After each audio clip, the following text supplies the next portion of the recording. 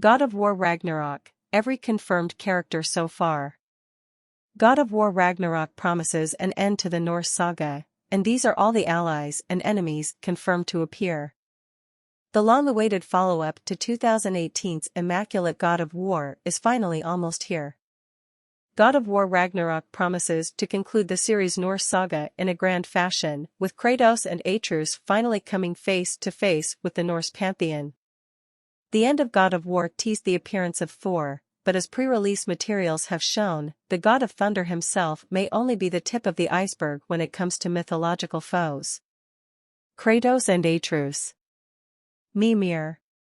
Brock and Sindri. Skjolder. Freyja. Skjolder. Skjolder is a new addition to the God of War cast. According to mythology, Skjolder, also spelled Skjolder, was one of the first legendary Danish kings. There are various differing variants of Skjolder's story, but most famously he is a son of Odin who gave his name to the lineage of Danish kings. Skjolder will be voiced by AJ Lacascio, and while there is no indication of what he will be in the game, being a son of Odin is likely to put him at odds with Kratos. Freyja. The Queen of the Valkyries, played by Danielle Baisudi, will make her inevitable return in Ragnarok as well. While she was one of Kratos' closest allies in the first Norse game, Freyja vowed revenge after the death of her son Baldur in the game's climax. Even though Freyja has admitted that she has no love for her former husband Odin, since the trailer has already shown Freyja and Kratos clashing blades, her revenge may be meted out in one of God of War's hardest boss fights. Angrboda. Angrboda has been built up to be one of the most important new characters coming in Ragnarok. In Norse mythology, Angrboda is the wife of Loki, the mother of Fenrir, Jormungandr, and the goddess of death Hel. Leia de Leon Hayes is set to play the game's incarnation, where her relationship with Atreus will no doubt be a key focus of the story. Ratatoskr. Ratatoskr is an odd figure in Norse mythology, yet he actually did have a cameo in the 2018 game as a particularly snarky runic summon. Ratatoskr is a squirrel whose sole purpose is to run around the Tree of Life and deliver messages, most often insults, between the Norse gods. Hrist and Mist. Given that the Valkyries ended up being harder than God of War's final boss, players might be nervous to learn that the addition of Hrist and Mist proves that Kratos' problems with the warriors are not over just yet. Hrist and Mist are two of the most legendary Valkyries in Norse mythology. According to some ancient sources, they are in charge of bringing Odin his horn of battle. Hrist and Mist will be played by Erika Linebeck and Mara Junot, and are almost certain to be a difficult hurdle between players and Odin. The Norns. The Norns are the Norse equivalent of the Greek Fates, the demigoddesses of destiny. The Norns are said to decide the destiny of every god, human, and creature in the realms.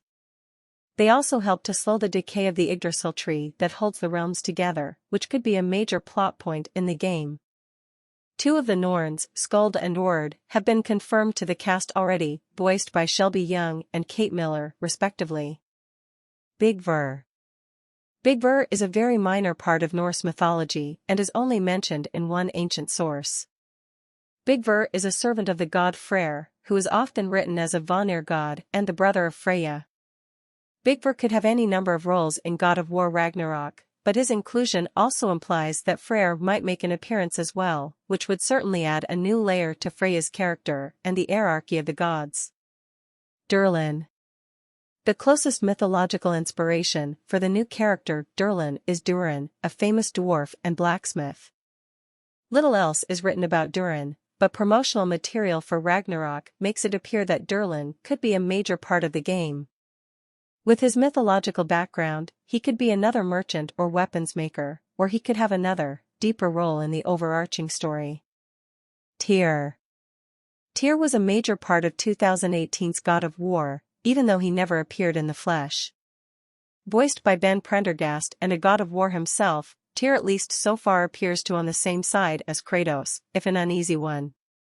Given that Tyr was responsible for attempting to save the giants in the first game, he and Kratos will likely both be in Odin's crosshairs.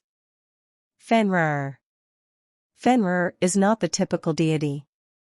Far from the likes of Thor or Freya, Fenrir is a colossal wolf that would dwarf even the dragons from the 2018 game. In mythology, Fenrir is an unstoppable beast, and is destined to kill Thor when Ragnarok comes. Exactly how he will figure into the game is yet to be determined, but whether he ends up an ally or a foe, Fenrir is definitely going to be one of the scariest monsters in the God of War franchise. 4. The fight everyone has been waiting for. Thor has been built up ever since the end of the first game teased his famous hammer. Fans will thankfully not have to wait much longer, as Ryan Hurst will be bringing the character to life in Ragnarok. The son of Odin, father of Magni and Modi, and god of thunder himself, Thor is bound to deliver on both spectacle and challenge as Mjolnir and the Leviathan axe clash at last. Odin.